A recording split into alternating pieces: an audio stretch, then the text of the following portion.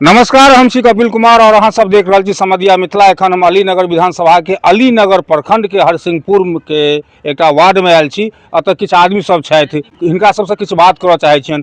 की नाम भेल अहाँ के? मोहन पासवान। मोहन जी जी। अहाँ के विधायक के छथि? मिश्री लाल यादव। मिश्री लाल यादव जी। अहाँ तऽ एना के कहै छै, हाथ चमका के कहि रहल छी जेना पड़ोसिये रहथि। बाप रे बाप सर, कहियो हुनकर चेहरा मोहरा देखलियै ना कि नहीं? जी ना आबे तो रेरे धोके जाए सर यो। किया यौ? हमरा के भेटो घाट नहीं करे लाबे यो। तो मान लियो जहन वो देखे ला नहीं आबि रहल छै तऽ अहाँ के दुख दर्द कोना दूर करता?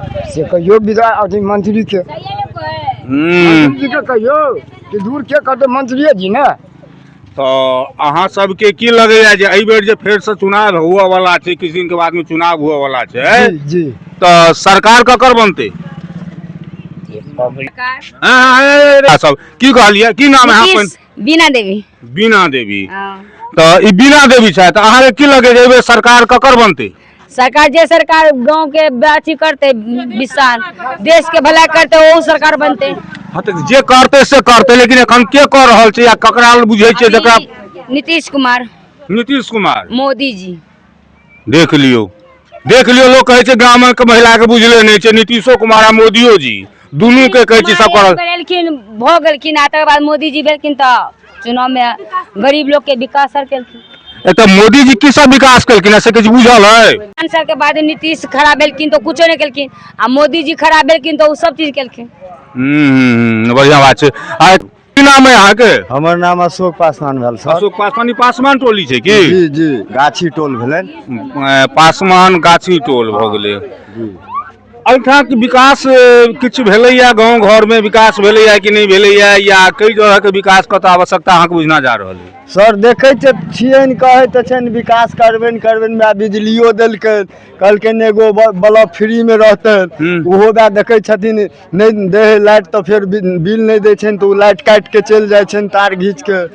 एको गो बल्ब ने फ्री में देलखिन ह। तो बिल तो देबो पड़ते, नहीं देबे तो फिर काज कोना हेतै? जी जी।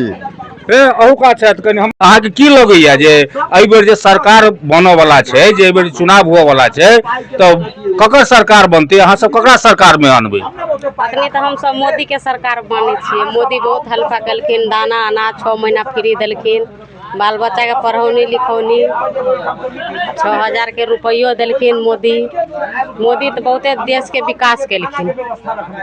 देख लियो ई विमल देवी वो कहि रहल छथिन जे मोदी जी के फेर से चाहबन, लेकिन एखन मोदी जी के चुनाव नहीं भ रहल छै, एखन अहाँ के बिहार के चुनाव भ रहल छै आ बिहार के मुखिया एखन अहाँ के नीतीश कुमार छथि। की फेर से हुनका अनबन सरकार में?